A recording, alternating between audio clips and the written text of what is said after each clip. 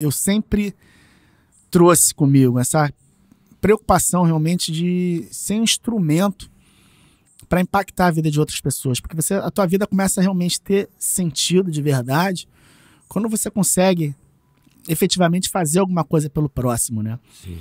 E durante muito tempo eu pensava, né, de uma forma similar, tipo assim, pô, eu queria tanto impactar mais vidas, a gente sempre quer impactar mais vidas, mas na verdade uma vida impactada, ela pode transformar um mundo, uma realidade de uma comunidade, de uma região.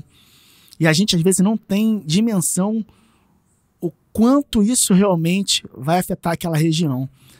E, às vezes, o impacto qualitativo acaba sendo maior do que o impacto quantitativo nessa primeira leva, né? Porque a gente está imaginando aquilo que a gente está vendo. Sim. Mas, na verdade, você está impactando qualitativamente diversas pessoas que, com esse conteúdo, vão transformar milhares de vidas. A arte sempre fez parte da minha vida. Talvez o primeiro grande sinal tenha vindo através da música. Alguns anos depois do design, a fotografia, a arquitetura, a moda, um universo profissional riquíssimo em cultura, comportamento e conhecimento. Como surfista, kitesurfista e lutador, aprendi que o esporte vai muito além da competição. O mar, o vento, a montanha são os elementos da natureza que me movem, me conectam com a minha verdadeira essência. Eu acredito que devemos agradecer a tudo que temos e cultivar nossas amizades, pois é um dos maiores valores que temos na vida. Tudo é energia. Vamos celebrar a arte de viver. O Pura Connection é mais um projeto de vida que trago ídolos, referências, mestres e amigos que fiz durante essa intensa jornada. Uma verdadeira conexão humana com o propósito de espalhar visões, experiências e mensagens positivas para o mundo.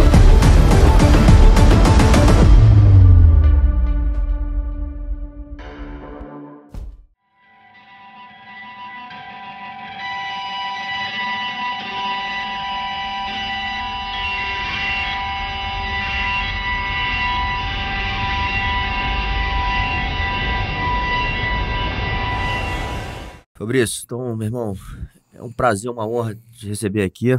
E, porra, agradeço também ao Marcos da Tatame, que fez esse convite, né, que, porra, te sugeriu aqui pro canal. E, enfim, a gente, inclusive aqui em off, você contando um pouco da tua história, né, cara, e eu acho que sempre uma conversa, né, nesse nosso ambiente de luta, com pessoas que vivem esse negócio de verdade, vai sair um conteúdo aí muito rico, né? E tenho certeza, a gente tava falando com você também, assim, a gente tem, eu faço geralmente num tempo de uma hora e pouquinho no máximo, tento estender muito, mas certamente isso é uma conversa aí para algumas partes, né? Sim. Então vamos começar, vamos fazer a parte 1 hoje, provavelmente a gente vai ter outras conversas e vai ser sempre um prazer te receber aqui, meu. Sim, André, eu que agradeço aí, conheço só pelas mídias. Eu nunca tinha tido prazer de ter vindo aqui, então um espaço sensacional, o clima, porra, 1000. E sem sombra de dúvida aí, você hoje é uma das principais referências com esse trabalho. E é um trabalho muito diferenciado, porque além de você levar o conteúdo, você toca em alguns pontos ali sensíveis e que realmente interferem aí na nossa caminhada. Então, eu te agradeço. E parabéns aí pelo trabalho. Obrigado, irmãozão. Você falou desse negócio, né, cara? Eu acho que assim como você, né, a gente tem muita paixão pelo que a gente faz, pelo que a gente vive, né? Então, essa entrega, né, de poder estar conectado com algo que a gente ama de verdade, isso é muito forte, né? Então, e a gente poder viver disso, né, unir a profissão com esse nosso lado, é demais. Eu vejo muito isso em você também, né? Você tá muito inserido no negócio por paixão, né? Você, quando fala ali, brilha os olhos na sua fala, porque envolve coisa muito humana, né? Então, eu tava até falando com o Marcos ali também, porra.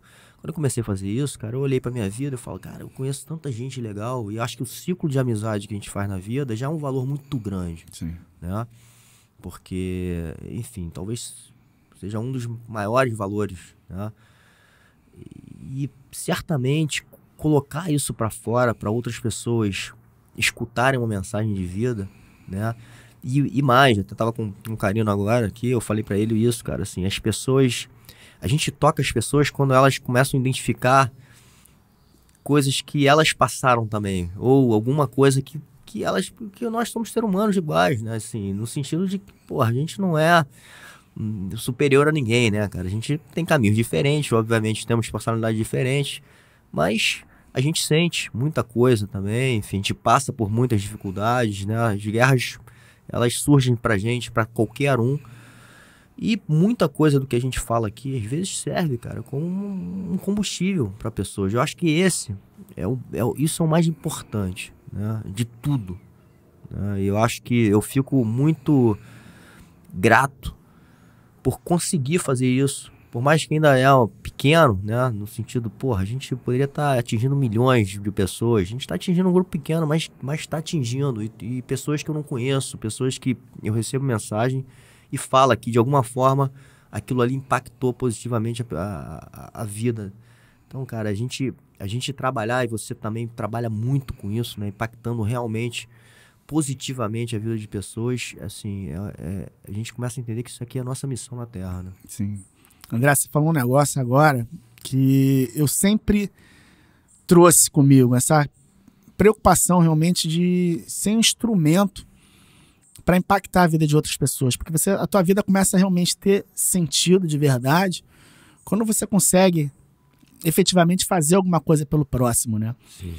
E durante muito tempo eu pensava, né, de uma forma similar, tipo assim, pô, queria tanto impactar mais vidas, a gente sempre quer impactar mais vidas.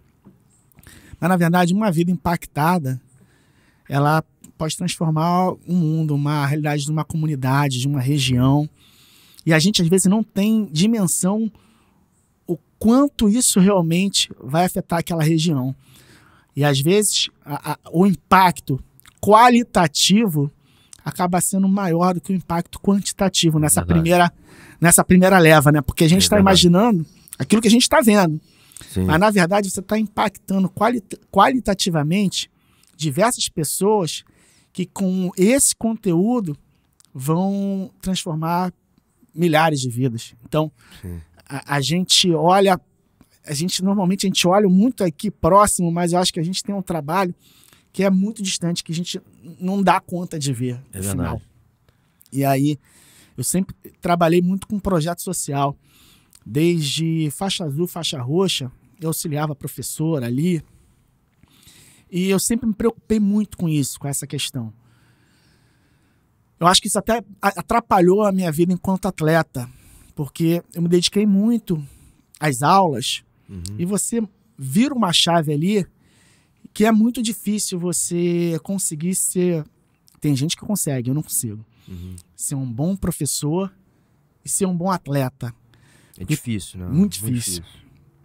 Porque, e até sem contar também que tem a vocação, o chamado, que eu até acredito hoje que eu nem tinha aquele chamado tão assim, esperto como atleta. Fui vice-campeão brasileiro, fui campeão estadual, mas os meus atletas hoje foram muito mais longe do que eu. Né? Diversos atletas em nível internacional, né? Compondo a seleção de wrestling, das seleções de base, as principais. Mas você, quando está trabalhando como professor ali, você às vezes, né, dá uma aliviada porque o aluno é mais novo. Sim. E aí você, entra por aqui, faz isso, aquilo. E você se condiciona às vezes aquele tipo de treino. E quando você vai para competição, irmão, se você treinar assim, tu vai competir assim. Fala, galera, são mais de 30 anos de jiu-jitsu, 25 anos competindo em alto nível. Hoje trago para você, em português, pro Brasil, a guarda diamante. Tá na hora de evoluir, resistir à pressão e se transformar na melhor versão de você mesmo. Ouça.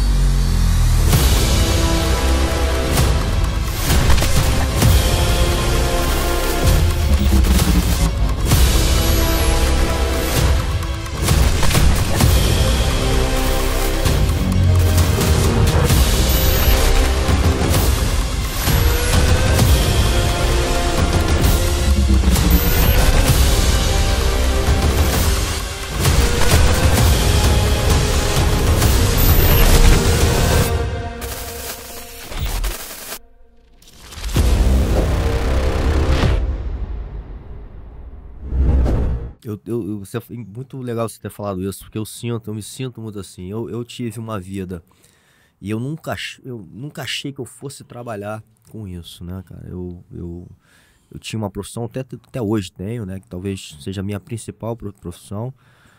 Hoje trabalho muito como consultor na área de criação e marketing, enfim, muito no mercado de moda. Então essa é a minha principal. Mas o jiu-jitsu estava ali, cara, o tempo inteiro, né? E eu ligava e desligava um botão. Quando eu entrava ali na academia, porra, eu me fechava ali e dava o máximo. E, consequentemente, eu me testava também, entrava nas competições e tudo mais. Eu, assim, na minha cabeça já tinha um pouco da limitação que eu falava assim, eu não vou ser um campeão mundial, porque eu teria que estar muito dedicado. Mas eu acreditava que talvez, quem sabe, eu vou tentar, né? E então, assim, eu gostava daquilo ali muito, aquilo me fazia muito bem, né? Mas eu não achava que dali pra frente eu ia seguir como um profissional.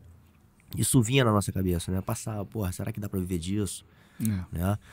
Mas o outro lado sempre me puxava, falou, porra, aqui eu tenho uma coisa um pouco mais segura, né? Eu já tenho talvez um caminho aqui que, enfim, que vai me dar mais uma base melhor de vida. E o cenário da luta, ele é um cenário muito mais organizado, né? Muito mais inseguro, né? Enfim, então não achava que eu ia trabalhar com esse negócio. Cara, depois eu comecei a entender a relação, né, que a luta tinha na minha formação, inclusive profissional. Sim. Né? Porque hoje, por exemplo, a gente fala nas grandes corporações de inteligência emocional, né? E olha o quanto a gente trabalha isso dentro do dojo, né? De uma forma muito verdadeira. Então, começar a trabalhar com esse negócio, para mim foi uma virada de chave, como você está falando, né? Então, eu tive que aprender a ser um professor, que eu não era, né? Eu era um lutador, não era um professor. Então, eu passei por essa fase. E isso que você está falando, hoje eu treino de uma forma muito diferente do que eu treinava. Então, quando eu vou dar um treino mais duro, eu sinto também um pouco, eu me vejo nisso, assim, eu falo, caramba, irmão, eu não reagiria, eu não ia ter essa reação nunca se fosse, sei lá, meu irmão, há uns 10 anos atrás. Né? Então, é impressionante, né, como é que a gente vai virando a chave, né? Porque, enfim, dependendo dos cenários, e que bom que assim, porque também não teria como ser professor daquela outra forma. É muito diferente, cara. Eu me lembro, por exemplo, quando a gente estava treinando lá, estava lá no Cromado, lá na RFT. E aí eu fui treinar na época, foi o quê? Com um pequeno. Porra, terror e pânico, né? Tipo assim, ele é um gentleman, educado, cara, mas apertou tua mão, irmão. Não tem essa.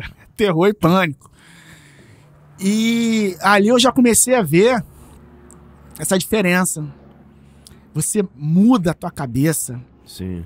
E eu te falo, eu tive dificuldade de ser atleta e instrutor na época, começar a minha vida como professor. E também tem a minha vocação, que eu acredito que eu tenha muito mais esse lado.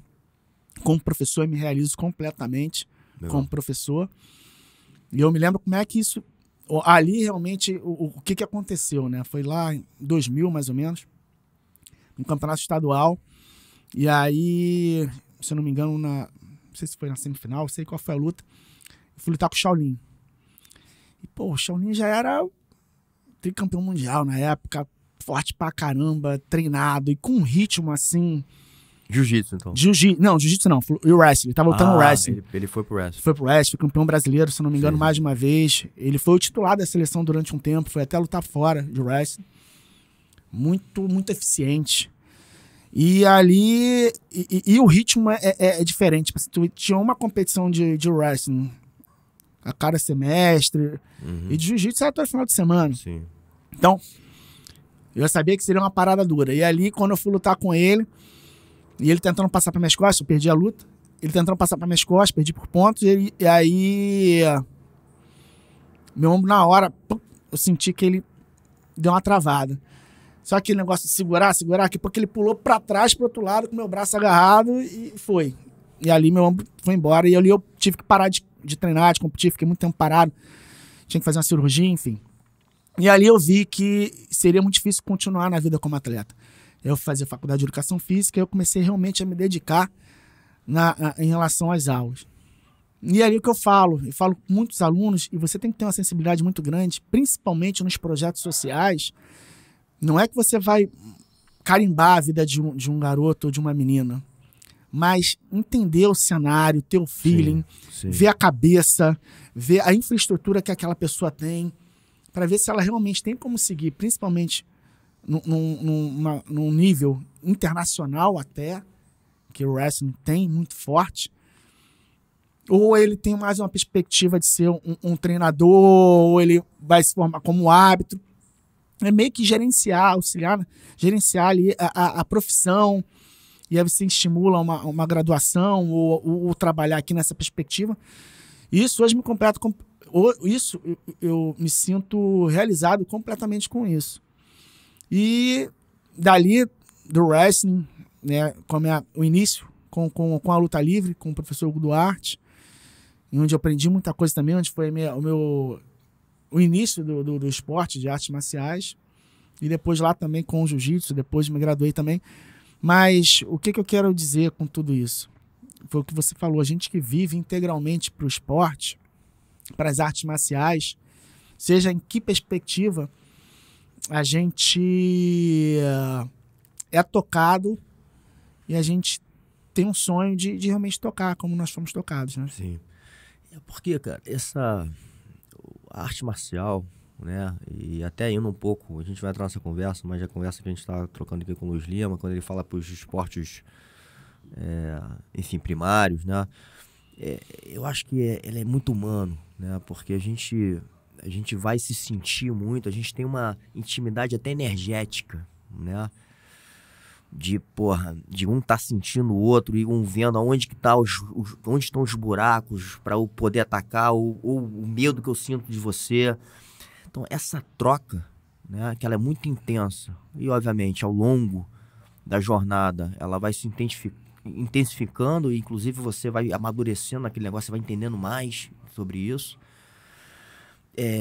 Isso vai mexendo com o nosso lado reptiliano até. Sim. Que, cara, eu não conheço nada igual, assim, né? Nada que vá tão fundo, né? E por isso, às vezes até as pessoas até me criticam um pouco, falam assim, porra, é espiritual esse negócio, né? Porque passa da parte física, né? Passa até da parte só emocional também, assim, ele vai para um lado de energia. Sim. Seja lá qual for a religião, mas assim, tem algo mais nesse negócio, né? Então a luta, ela traz, e essa formação marcial, ela vai te trazendo, vai te plugando um monte de coisa. E se você for conduzido, né, ou seja, ter um professor que comece de alguma forma passando isso e entendendo, a gente entendendo isso como valores essenciais para a vida, isso faz uma diferença muito grande na vida de uma pessoa, né? O difícil, mas eu acho que assim, a gente evoluiu muito, né? Você que veio também atravessando gerações, acho que a gente evoluiu muito em vários aspectos, né? Porque era muito mais organizado, Sim. Era muito mais bruto, era muito menos técnico, né? A gente não tinha muita metodologia, né? Não tinha muito respeito. E a gente nasceu nesse cenário e foi se descobrindo e foi se organizando e foi dando valor para cada arte marcial, que antigamente era tipo assim, se você não é da minha, meu irmão, tua ator não vale nada. É verdade. Né? E até indo rapidamente aqui pro negócio do prêmio, eu falo assim, cara, a gente ia entrar no auditório daquele, né?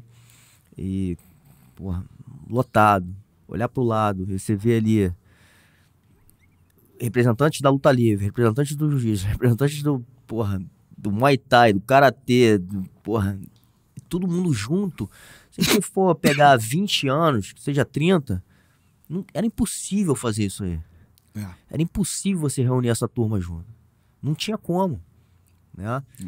Então, olha o quanto a gente amadureceu e para isso. Hoje eu converso com os caras mais chacha-grossos que passaram pelos os momentos de provação que fizeram esse negócio virar.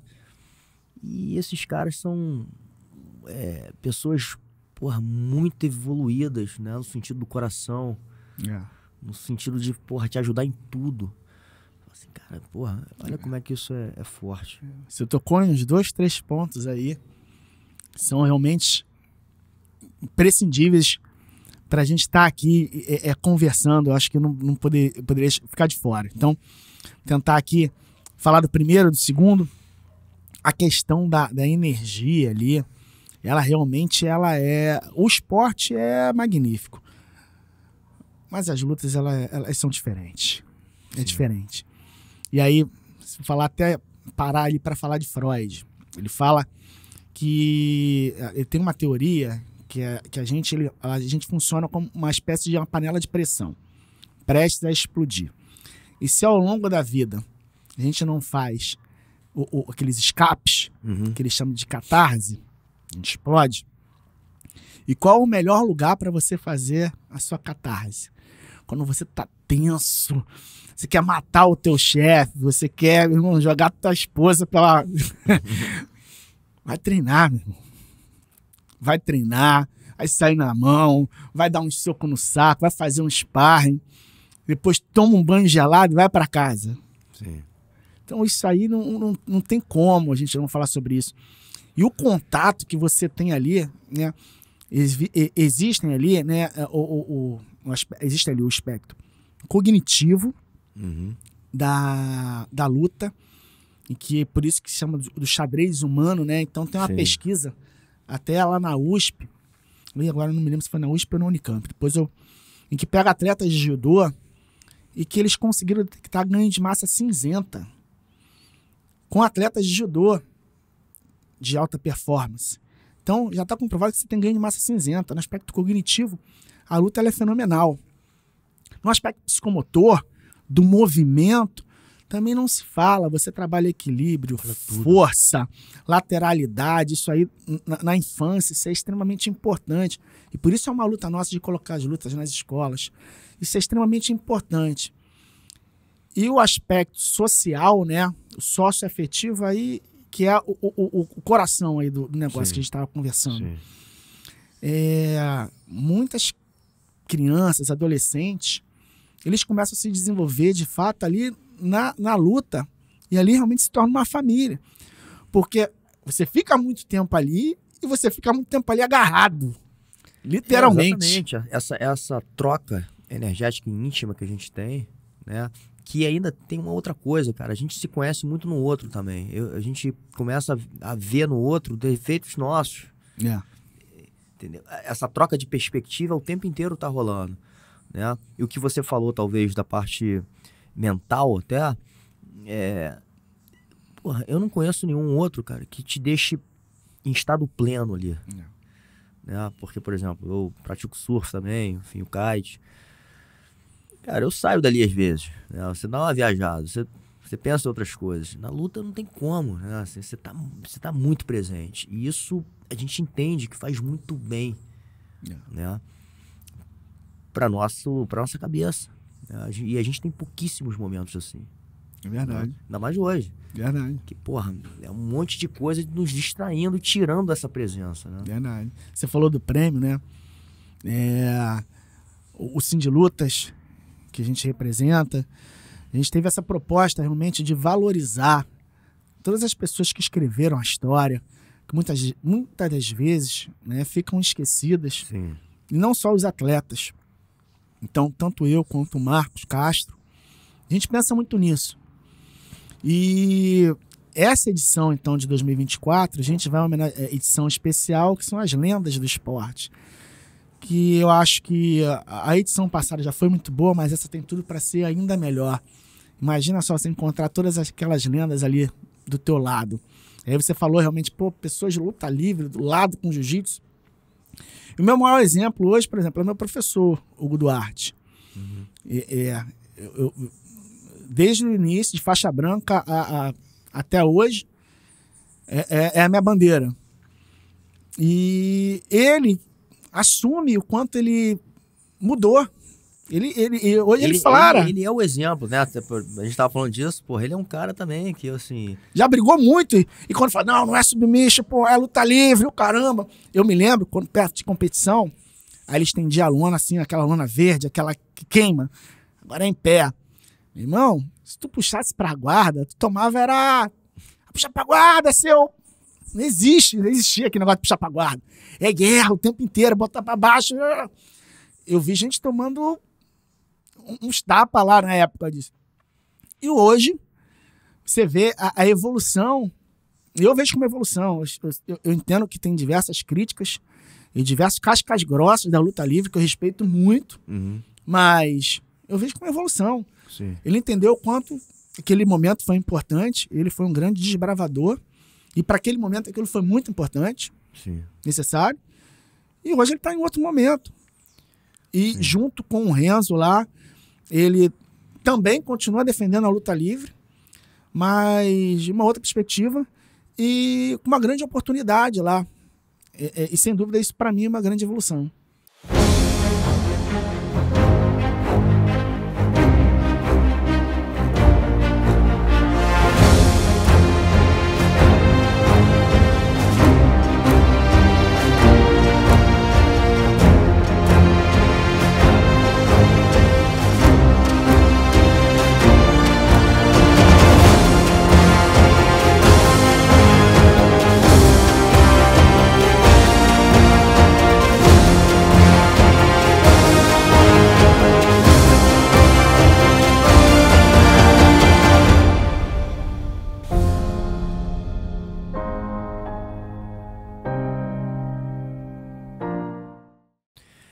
O que talvez, né, eu não sei, e acho que as críticas vêm de tudo quanto é lugar, de pesos diferentes, né, e eu acho que a gente tem que tomar cuidado, talvez, aí é uma visão minha, né, até com tudo isso, todas as conversas que eu trago aqui também, eu acho que isso também está sendo uma faculdade aqui para mim animal, né, porque a gente vai escutando tanta gente, cara, que sabe que tem conteúdo de vida assim tão rico, mas a gente ir para um lado de perder princípios importantes, né, da marcialidade, que inclusive talvez em algumas artes marciais foi deixado de lado e talvez não tenha sido muito bom, né? Sim.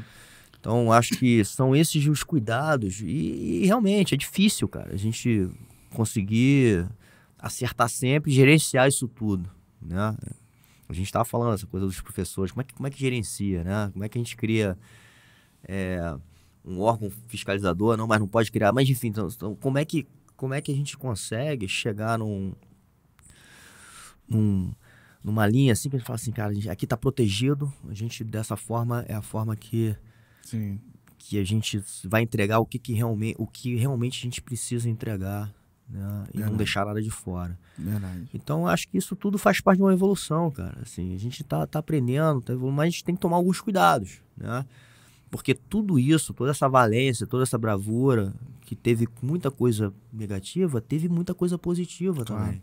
E tem coisa positiva. Tem coisa positiva se a gente for extrair ali de mindset, de coragem, né? Inclusive de respeito. Sim. Porque se não tivesse, meu irmão, porra, o cenário ia ser muito ruim. Né? Ia ter acontecido muita coisa ruim. E não aconteceu talvez por causa disso, porque em certo momento prevaleceu o respeito, né? É verdade. O verdadeiro. É verdade. Eu tive a oportunidade de ver lá, no lançamento lá da Calçada da Fama, foi um projeto lá do vereador Marcelo Ará, em que reuniram, né, colocaram ali mais de 1.000 pessoas das diversas modalidades, que é ali na próxima ali, a Arena Olímpica. E ali eu acho que foi a primeira vez em que o Renzo esteve com o Hugo, entre outras personalidades ali. E eles se abraçaram e tal. Ali eu acho Teve isso, né? Foi ali. Ali que eles estreitaram essa parceria. Foi ali nesse momento. Porra, maneiro. Legal pra caramba. Mas quando o Renzo sobe, Mestre Robson também, saudoso Mestre Robson sobe, ele falou justamente isso. Ele falou assim, cara, ninguém me ajudou tanto a evoluir quanto esses caras aqui. Aí ele apontou pro Hugo, pro Eugênio, e falou assim, Sim, porque um tava puxando o outro o tempo inteiro. Eles me ajudaram a evoluir. Hoje eu vejo isso. E um respeito enorme, até mesmo naquele momento ali, às vezes de caos, em que o Hugo vai lá na escola, seu Hélio, não, chama o Rix e tal, beleza. Tinham 200, 300 pessoas lá embaixo. E, meu irmão, não teve uma covardia, ó, fecha aqui, sim, isso aqui, isso, vai ser exatamente. Esse é o respeito, que é aquele respeito mais puro que existe, né, cara? Assim, porque diante de toda confusão que tava rolando, poderia, por um lapso emocional, inclusive, mas Sim. aquilo ali era posto como um princípio muito importante. E você vê até na conversa do Hugo aqui comigo, ele fala do Hélio, cara. Ele fala assim, cara, eu não conheço cara, um cara como o Hélio, assim, né? A valentia dele, né? Enfim, então assim, ele começa a falar uma coisa que eu falo assim, pô, como é que um cara né, que defende até hoje, fala tão bem de um outro mestre, uma outra arte marcial que era totalmente rival, cara. Né? Ele adorava o Cássio também, lá na luta do Pride, o Cássio ficou no corne dele. Mas o Cássio era ainda mais um pouquinho mais perto, fácil, né? É verdade, é verdade. Mas, falando aqui também, que você levantou ali em relação à regulamentação da profissão, obrigado por ter tocado nesse ponto. E o deputado Luiz Lima também esteve aqui, presente. Ele tem um ponto de vista em que eu entendo, compreendo e respeito, tanto respeito como atleta, eu falei isso no vídeo, quanto como profissional de educação física, quanto parlamentar, mas são esportes, a natação é um esporte, a luta é outro esporte, são parecidos, mas algumas questões são muito diferentes. E aí, existe lá né, a fala dele, em que realmente, na fala que eu coloquei lá nas minhas mídias, né? Eu tive que editar, porque não dá tudo, né? Tem que ser 1 minuto e meio, mas eu tenho um vídeo completo, em que ele defende um ponto de vista que eu entendo, mas não concordo. E gostaria muito, né?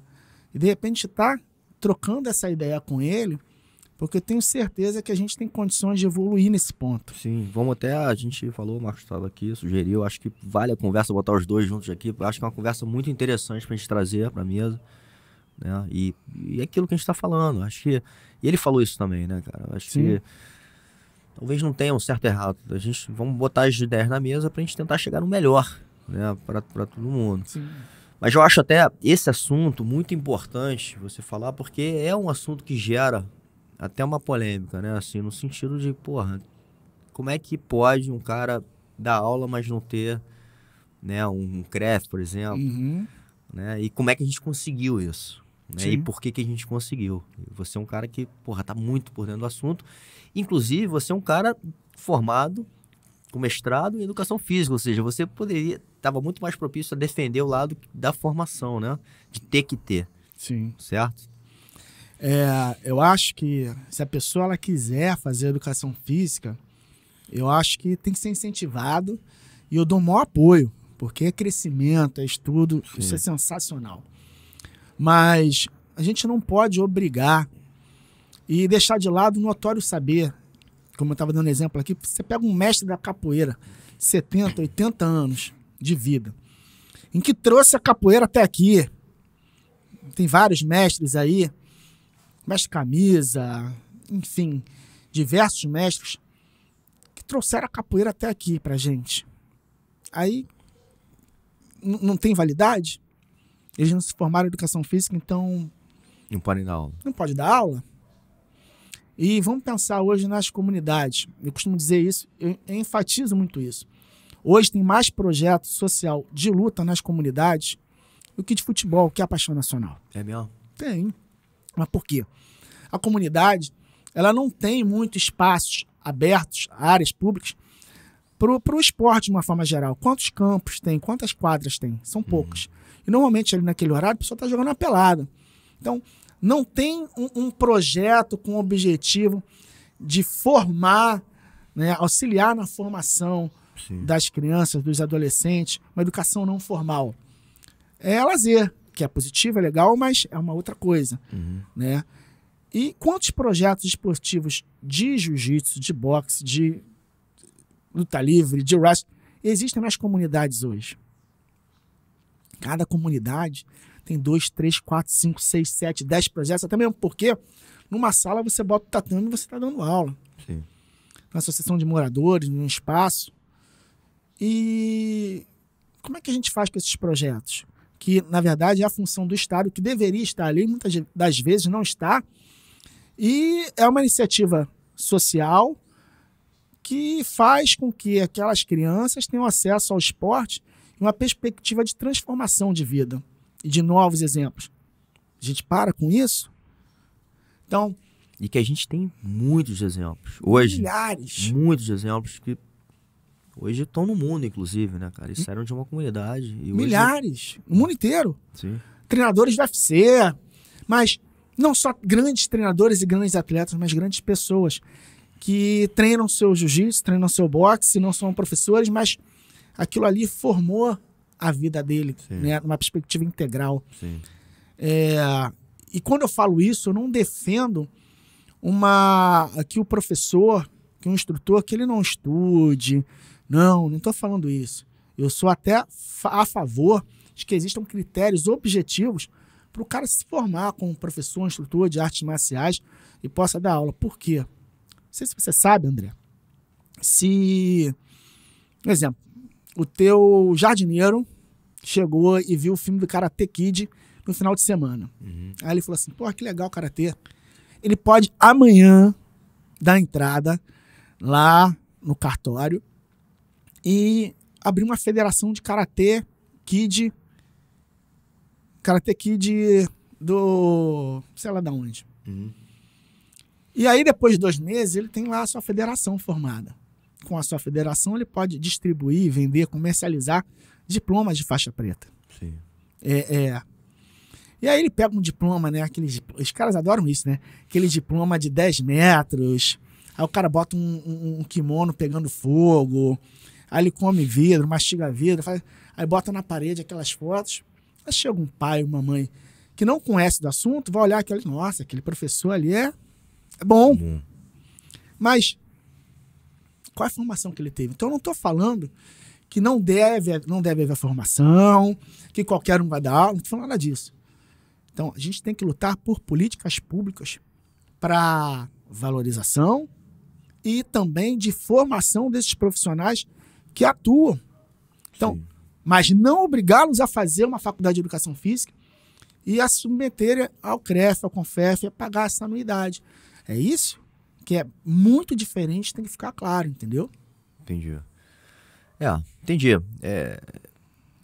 Realmente, eu acho também, né, quando a gente fala de comunidade, eu acho que você, de novo, acho que você pode falar melhor, deva falar, né, porque é um mundo, às vezes, que poucas pessoas conhecem, né, tão a fundo, né, a gente vive num país continental, né, mas num país de terceiro mundo, então, assim, é uma realidade nossa, né, que muitos que, às vezes, não vivem essa realidade, não têm a mínima noção, cara, o que é isso, né? Porque se a gente for falar de formação, né, eu, sei lá, como professor, eu vou querer ter vários cursos e tudo mais, porque eu estou plugando um negócio que talvez o meu concorrente ali, que seja, né, talvez não tenha. Então, o cara tá me escolhendo porque eu tenho essa forma. Então, para mim é melhor fazer isso. Eu vou falar o seguinte, não quero ter nenhuma e vou tocar aqui do meu jeito porque eu acho que eu sou o melhor, enquanto vários outros têm formação de educação física, formação de não sei o quê. Porra, o cara vai estar muito mais bem preparado do que eu. Então, assim, é um desejo meu também querer me formar. Sim. Né? Querer estudar. Sim. Mas dentro de, talvez, de uma comunidade, isso, cara, não faz tanto sentido. Porque, primeiro, o professor tem pouco acesso, né? Depois, quem está escolhendo também não tem como escolher muito, cara. É uma oportunidade. Pô, o cara tá ali do lado da minha casa, né? Eu não vou precisar gastar um dinheiro para ir para um local, enfim. É muito mais barato que... Então, são decisões que vão levar o cara a fazer com aquele cara ali. Então, realmente, isso que vai tornando as coisas um pouco mais complexas, né? E aí é onde eu acho que entra um cara que tem uma sabedoria, que acho que eu falo muito isso, né, cara? Uma coisa é a gente saber porque a gente estudou aquilo ali na teoria. Outra coisa é a gente estudar e de alguma forma praticar aquela coisa. A terceira, e tá tirando um pouco a frase do Orlando Canni, do mestre Orlando Canni, ele fala assim, cara, outra coisa é você experimentar, é você se colocar no teste. Porque aí você começa a entender, se você tá nos 3 pontos, que é o que a gente deve fazer, aí sim você vai sentir o que é. Sim. Né? Porque beleza, posso falar assim, o professor de comunidade, porra, deve ser isso. Tá bom, mas vai lá, abre uma turma lá e vai lá fazer, vai sentir, vai ver como é que é, vai ver quais são as dificuldades. Né? Exatamente isso. André, é um outro mundo. Não dá para entender se você não vive ou não convive ali, né? Eu dou aula em projetos há mais de 25 anos. E durante grande parte da minha vida eu ficava mais dentro dos projetos, das escolas que eu trabalhei, dentro das comunidades do que dentro da minha própria casa. Eu fechando meu mestrado, né? Eu levei o pessoal da UF lá para a escola que eu trabalhava, que é o ginásio, que hoje é o Ginásio Educacional Olímpico, que é uma escola formidável, um projeto maravilhoso, que é a escola vocacionada para o esporte, trabalhando com a tríade aluno, atleta, cidadão, em que ali os alunos ficam lá o dia inteiro, eles escolhem as modalidades esportivas que eles querem praticar, e eles saem formados dali. Eu revelei diversos atletas de nível internacional, legal. Muito legal, campeões brasileiros. E aí, a minha pesquisa foi sobre isso. Eu levei o pessoal da UF lá. Aí o pessoal, mas Fabrício, o que é aquilo ali na parede? Aí eu falei, são tiros. Então, a parede da escola, a gente contou mais de 20 tiros. Na parede da escola. Só que na parede também tinha janela.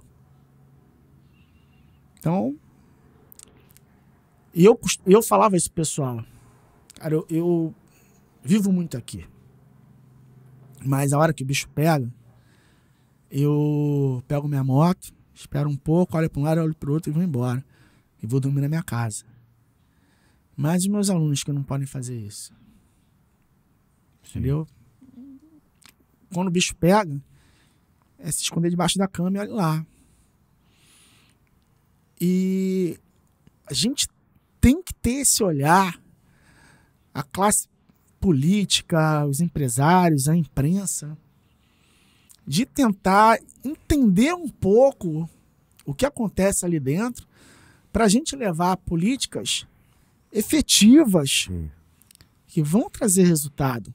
E aí, quando a gente vê lá no Congresso algumas ações que vão não apenas não ajudar, mas atrapalhar, a gente fica muito preocupado. E quando a gente defende uma causa, como você disse, eu só consigo defender com paixão, irmão. Eu só consigo defender aquilo que eu realmente acredito e com todas as minhas forças. E quando você vê isso correndo um grande risco de atrapalhar o desenvolvimento daquela região, daquelas pessoas, isso me preocupa muita gente. Então é em cima disso que a gente está lutando, entendeu? Você vendo isso tudo e vivendo isso tudo, você entendeu, cara, que você precisava entrar, por exemplo, na política. Né? Que muitas pessoas, às vezes, né, até com o nosso olhar também, assim, falam, porra, não quero fazer parte desse sistema. Uhum. Né? Mas, ao mesmo tempo, né, eu até, recentemente, eu participei de uma campanha do Fred Luz, que foi o diretor de marketing do Flamengo, depois ele veio, tentou ser prefeito pelo Partido Novo. E aí, quando ele me chamou, eu falei, porra, Fred, cara, política. Aí ele mesmo falou assim, André, você me conhece, cara, a gente trabalhou junto, fui teu sócio. Você imagina como é que a gente vai transformar se a gente não acreditar, se a gente não tiver gente como a gente dentro desse negócio. E infelizmente, a gente vê uma demonização da política, né? E que ela é muito prejudicial para todo mundo. Tanto a demonização quanto a polarização. Sim. Porque aí, às vezes, você vê poucas propostas na mesa, realmente, de debate, que vai atingir a população lá na ponta, e mais um debate ideológico que muitas das vezes não vai chegar a lugar nenhum. Sim. Eu não estou falando que o que você acredita como verdade não deva ser defendido. Mas, às vezes, fica tão ideológico que você se perde no meio. O que eu tô defendendo, meu irmão? Não, e às vezes é o seguinte também, o que eu acho que rola muito. Tipo, se eu sou lá da esquerda, esses tópicos aqui são os meus que eu tenho que defender. Capturado. Esquece. Se eu sou da direita, eu tenho que falar disso. Não pode misturar. Né? Eu acabei de puxar aqui com o Carino também, eu tinha puxado com o Roma, eu falei, Roma, eu, cara, posso estar errado, assim, né? Porque eu acho que, de novo, não existe certo e errado. Mas eu sou a favor da liberação de drogas, cara. Mas eu sou um cara mais da direita do que da esquerda hoje, assim, eu acho que tenho... E aí tu vai tomar porrada. Porra, exatamente, porra... Então, mas, cara, são discussões, cara. Eu não posso ficar preso a uma ideologia e fazer tudo que aquilo ali, porque é aquilo.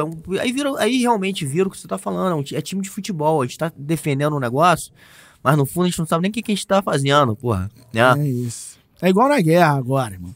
Tipo assim, irmão, eu não tô na guerra, eu não tô lá. Então eu não posso pegar e falar assim, cara, o que tá acontecendo lá agora é isso, aquilo.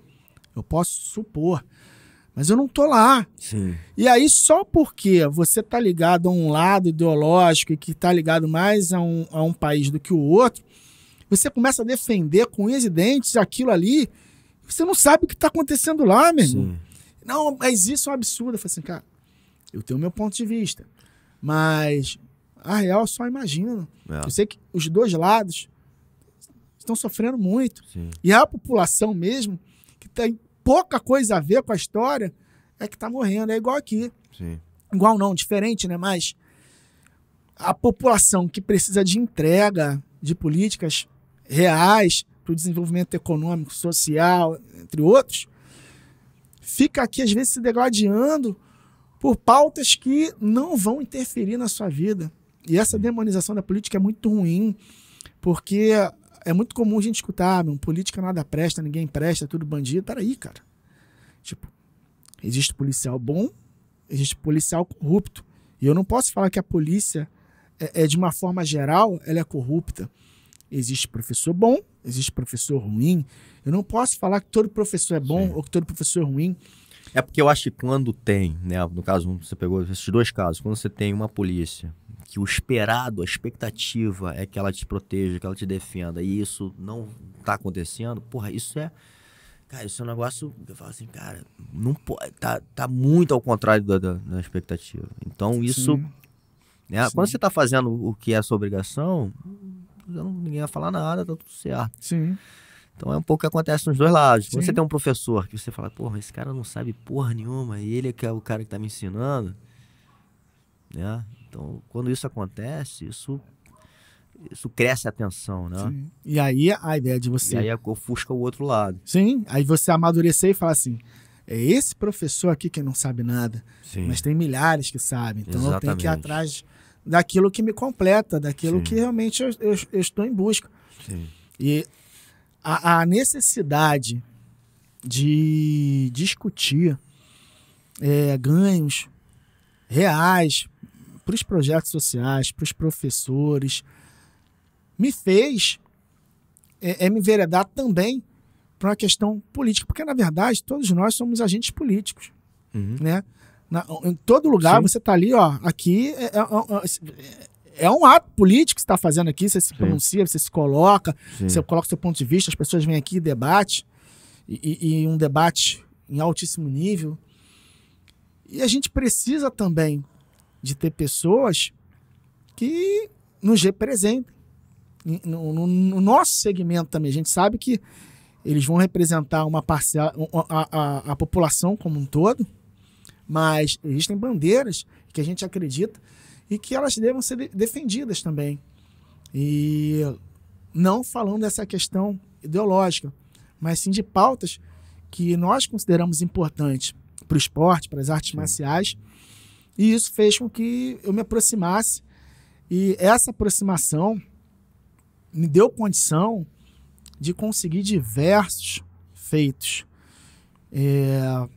Pelo fato da nossa profissão ela existir de fato, não existir de direito, a gente não consegue ter muita coisa. Entendi. E muita coisa ela é negada. Vou te dar um exemplo. Por que tem concurso para professor de educação física e não tem para artes marciais? Artes marciais, ela não é importante para a guarda municipal? Sim. Para a polícia? As forças de segurança, as forças auxiliares? Não é importante? Não é importante na educação? Na Secretaria de Esporte?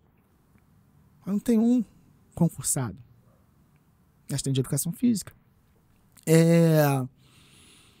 Quando teve lá a pandemia, aquela loucura, os profissionais de educação física, eles tiveram prioridade na vacinação. Por quê? Porque eles estavam lá na ponta com o exercício físico, porque isso era necessário naquele momento. Sempre é necessário, mas muito importante. Ao ar livre, seguindo os protocolos. Em nenhum lugar do país, os professores de educação de artes marciais foram vacinados, só aqui no Rio de Janeiro.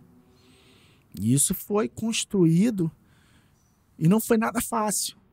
Mas por quê? Porque não existe uma profissão organizada. E a partir do momento em que você tiver uma profissão organizada, com quadros ali, nós vamos pleitear também assento em todos os lugares de debate para o desenvolvimento de políticas públicas para artes marciais. Um exemplo, existe lá o Conselho Nacional do Esporte. A maioria das pessoas nem sabe que isso existe.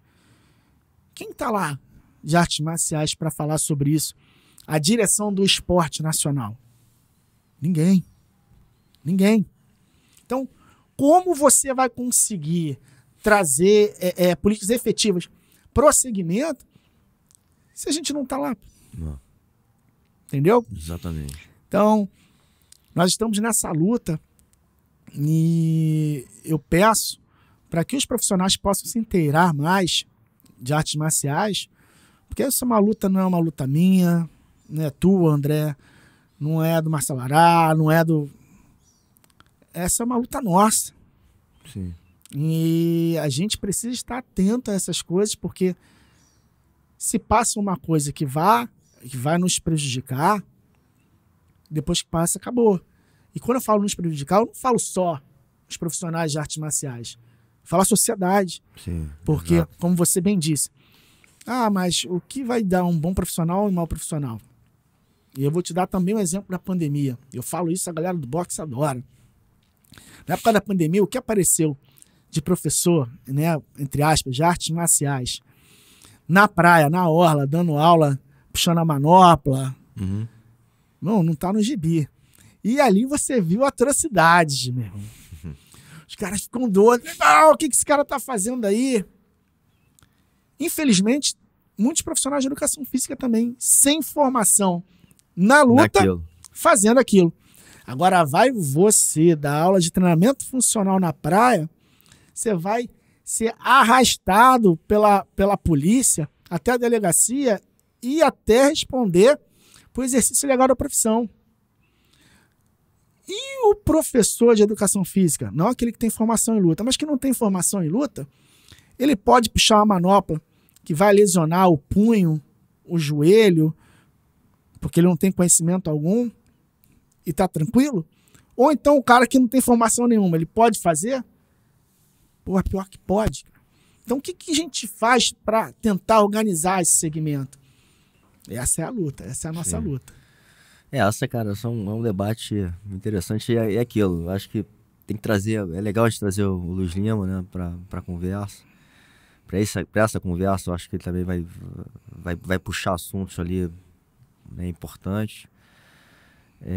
Mas certamente, assim, falando de novo, voltando um pouco da sua história, cara, acho que uma coisa que eu sinto até nessa conversa com você aqui, é que você realmente teve uma história vivida no esporte e vivida dentro dessa experiência dos projetos sociais, né?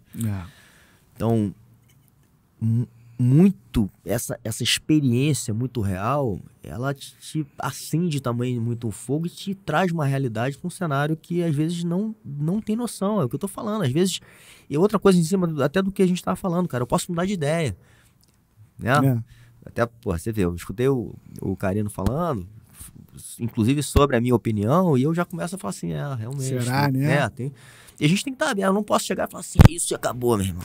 Porque eu isso. penso assim, porque quando eu começo a conversar com uma pessoa que vive uma realidade diferente, e que vem com casos que, né, que passou por isso, eu falo assim, porra, é uma outra perspectiva. Né? E foi o que eu falei lá atrás, quando o pessoal da UF chegou lá, e aí eles olharam para a parede, crivada de bala. Assim, mas como é que trabalha aqui? Eu falei assim, cara, não sei, eu trabalho. E pior é o seguinte, como é que tem gente que vive nessa condição? Exato. Porque isso acontece na maioria das comunidades do Rio de Janeiro. Isso, e eu entendo quando uma pessoa ela se desloca para a esquerda ou para a direita, e não demonizo, porque isso tem muito a ver com a história dela, como você falou. Uhum. Toda a história dela levou ela a acreditar, ter aquelas crenças e valores, sim, e que vão deslocá-la mais para a esquerda ou para a direita. exato. Tá tranquilo, importante essa troca. Uhum. E eu tenho muito a aprender com o diferente, quando você quer ouvir. Exatamente. E eu aprendi muito, muito. Aprendo muito com os meus alunos. Né? Tem diversos exemplos aqui. E que se não fosse a luta, muitos deles estariam em lugares muito difíceis, até mesmo, não sei se estariam vivos. Alguns, infelizmente, algumas lutas nós perdemos. Mas não é porque nós perdemos algumas lutas que a gente vai deixar de acreditar na humanidade. Eu tenho uma perspectiva otimista, mas não ingênua. Mas ela tem que ser otimista. Sim. Eu tenho um exemplo, eu tenho um aluno, por exemplo, que já foi no Globo Esporte, várias histórias. Mas um que é muito emblemático, que ele foi diversas vezes campeão brasileiro, uma promessa, inclusive, olímpica, campeão sul-americano. Com 15, 16 anos, ele tinha rodado já internacionalmente. E quando ele chegou lá na escola, a mãe, o pai lá, acompanhando um pouco, e isso foi muito marcante para mim. Eu guardo a mensagem até hoje, aqui comigo. Ele estava acabando o 9º ano, só que ele estava indo disputar o brasileiro. Aí ele mandou uma mensagem, fui campeão. E a mãe dele estava lá se formando, né, no lugar dele, recebendo lá. Aí eu peguei e mostrei para ela, falei, você tá vendo como é que foi importante acreditar, investir nele? Como é que tá dando resultado? Ela, nossa. E aí ele volta de Minas, só que nesse momento que ele volta, ele vem para entregar a medalha para a mãe, para mostrar para a mãe. Só que aí a mãe desaparece. Isso ali próximo ao Natal. E aí fica uma semana procurando a mãe, cadê a mãe, cadê a mãe? E aí ele me liga e ele me chama de pai. Pai, eu acho que encontraram minha mãe. A gente tá indo lá pro IML para ver se é ela. Eu falei, tá bom, eu acordei no negócio, toma isso aqui e tal, me liga. Porque já era 25 de dezembro, eu tava passando o Natal com a minha família. E aí de lá ele me liga depois e fala assim, é ela. E aí eu deixei minha família lá, fui pra casa lá, fui lá pro Caju, pra casa deles, pra gente tentar ajudar naquele momento ali, enterro e tal. E ela chegou e a gente descobriu que ela foi morta a pauladas. Caralho. O pai, que já tinha passado passagem pelo sistema prisional, mas trabalhando hoje, com toda essa dificuldade, mas trabalhando. E aí ele perde a mãe daquela forma. Como é que fica a cabeça de um garoto desse? E eu tenho mensagem dela, antes de voltar de Minas, antes ela assumir, ela falando assim, professor, fica com fulano pra você. Eu falei, mas como assim ficar com fulano? Leva ele pra tua casa. Eu falei assim, sou professor, eu não posso, não tem como ele vai levar, ele tem uma família aqui. Não é tão simples, eu fico tão preocupado com ele aqui. Então, cuida dele pra mim. E ela desaparece, parece que tava sentindo, sabe qual é? Sim. Então, Essa é uma história. Imagino que tem uma porrada de histórias. Isso é uma história, entendeu? A pessoa me ligar de madrugada, sangue na parede, fala, meu pai tá brigando com a minha mãe, o que eu faço? Eu, não, cara, calma, fica tranquilo, tal, separa, não se mete ali não. Tá, mas eu faço o que com a pistola dele? E aí? E entre outras histórias. E imagina só se a gente não tem esses professores, esses projetos nas comunidades. Não é o esporte sozinho, mas o esporte, o professor, a vontade do aluno.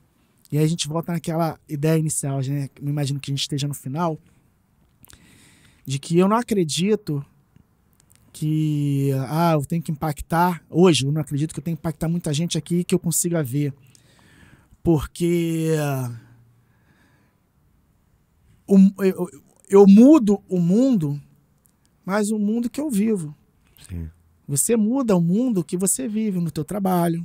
Você interfere na mudança daquele mundo do teu trabalho. Sim. Você interfere na mudança do mundo das pessoas que treinam aqui contigo, dos teus alunos, dos teus alunos de personal. Sim. E, na verdade, são esses os mundos que você vive. Então, se você conseguir ser instrumento de transformação na vida dessas pessoas e desses mundos, você está mudando o mundo. E a gente imagina que vai mudar o mundo, eu vou ser governador, eu vou ser presidente para mudar o mundo. Não, mas você está mudando o mundo, André. Muito legal isso, cara. Entender essa forma também, porque é uma forma talvez até um pouco mais humilde, né? Humilde no sentido de a gente não precisa se preocupar tanto com isso. A gente precisa caminhar do jeito que a gente está caminhando e acreditando, né? Porque às vezes querer algum retorno ou alguma expectativa é só para alimentar um pouco o nosso ego, né? Quando na verdade, meu irmão, a gente tem que fazer porque essa é o que a gente acredita, é essa nossa missão de alguma forma, né? E eu sinto muito isso em você, né? Assim, um pouco eu te conheço, mas o que eu já te vi, que te senti aqui, a gente na conversa, né, cara? O quanto você faz disso tudo que você faz, né? E talvez o pilar mais importante do teu trabalho é a arte marcial, né? E com ela também você entende muita coisa da sensibilidade humana, né? Sim. Acho que te dá isso, né? Eu falo muito isso, acho que marcial te dá uma sensibilidade humana foda, né? E eu sinto isso muito em você, fora outros princípios importantes da coragem, né? Do enfrentamento, né? Porque a gente sabe, cara, não é fácil. Você, né? Você tá lutando aí por muitas coisas que é muito difícil, cara, né? Mas você continua, né? Acreditando e tendo atitudes, que é uma outra coisa também que eu acho que a arte marcial nos traz, né? Assim, uma atitude que passa confiança, com respeito. Então tudo isso, cara, faz com que você consiga chegar onde você está chegando, e eu tenho certeza que vai fazer muito mais coisa, né, cara? Até a questão do prêmio que a gente falou pouco, mas, enfim, é um projeto, porra, riquíssimo ali, né? Eu falei da minha perspectiva ali, do que eu senti naquele momento, por ter atravessado gerações e, porra, vendo do nível que vocês fizeram aquele negócio, né? Juntando tribos dentro de uma tribo, mas que não era impossível juntar, né, cara? E todo mundo com muito respeito e realmente, assim, cara, a gente criando um marco ali naquele momento, né? Na história das artes marciais carioca, mas que, porra, que tem um significado mundial, né, cara? A gente que mal bem está na meca desse negócio, né? Exato. E eu acredito que seja... Eu não vi nada no Brasil, pelo menos. Também não vi. Dessa forma. Nós estamos caminhando agora pro 2024, edição especial, Lendas. E obrigado aí, né, pela tua fala, que também me sensibiliza muito. Eu me graduei em Educação Física, estou me graduando em Direito, fiz especializações, fiz um mestrado na área, mas a minha maior faculdade, a minha maior graduação foi adquirida nas artes marciais. Então é por isso que eu faria tudo de novo com as outras, que me fez o que eu sou hoje, e sou muito grato. Mas, sem sombra de dúvida, essa é a minha paixão. E é por ela que eu vou morrer lutando. Que a gente vai morrer lutando. Sim, com certeza. É isso. Irmão, muito obrigado. Obrigado pela presença. Eu que agradeço, irmão. E vamos fazer mais, como eu te prometi, porque eu acho que tem muita conversa aí. E certamente daqui a um tempo a gente vai ter mais projetos no ar, coisas que você vai estar movimentando. Eu acho que é uma pauta muito importante aqui pro projeto também. Sim. Obrigado demais aí pelo convite. E conte sempre com minha humilde presença e contribuição. Obrigado, meu irmão. Ups.